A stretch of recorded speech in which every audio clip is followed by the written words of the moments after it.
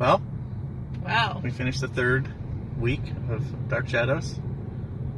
What'd you think? Yes, we did.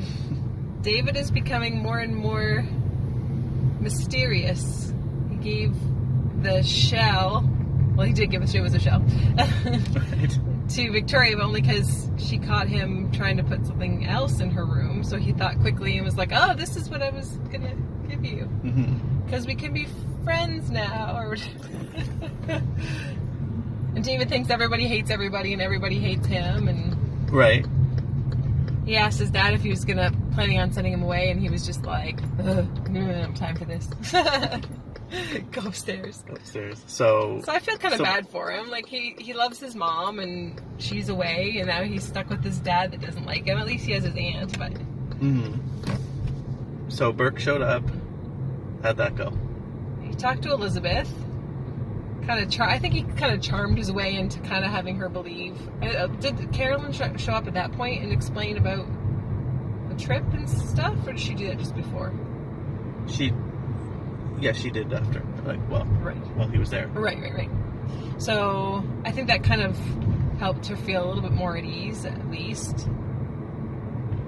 And then Roger showed up at some point, and he was convinced that it was going to be just this terrible thing, and it really wasn't. Right. Because obviously Burke, I'm assuming, is trying to just put him at ease. Yeah. And then... And he invited him into town. To come and chat. About a business deal. He didn't want to, but then he agreed to it. And Victoria went out to talk to Matthew about everything that had happened in the past. And he told her she should go and check this other place instead. What was it called again? Augusta. Augusta. Capital of Maine. Right. Because that's where Roger and his wife were living, I guess. So, but then Matthew discovered that Elizabeth didn't give her permission to go and talk to him, so then he was upset and kicked her out, and then she found Burke in the garage. Right. With Roger's car.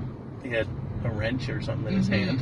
And it took her forever to tell anybody that happened. She knew he was going in a car later that day, and she still didn't tell him, but then she told Elizabeth, and Elizabeth didn't tell him. So now he's probably dead. No, just kidding. They didn't say he was dead. No. His brakes didn't work, and then he was down on a hill, and he got in an accident. So that was the last. Oh, and David was all like, "He's going to die, Mother." Staring right into the camera. Yes. He's going to die. Super creepy. Is he psychic? Can he talk to his mom? Maybe. Where is his mom? What's going on with her? I don't know. Don't know. Maybe she's dead too. Who knows? So we learned a little bit more about what happened 10 years ago. Through Maggie and Sam talking, as right. well And poor as Sam. I feel like he's Burke gonna kill himself Roger. because he's just talking about what he can't do anymore. He doesn't want to be there. He wants to leave, and Maggie's pretty worried about him. But yeah, apparently there was a body, or someone died, and Burke went to jail for it. Roger testified because they said that was the evidence. He's like, "Well, there was evidence. You went to prison. You were guilty." And Burke's trying to bite his tongue. Right? Any predictions on what's going to happen? Is Roger going to die? No, it's too early, I think, for someone to die. I mean, I don't know the show well enough, but I think it's too early for Roger to die.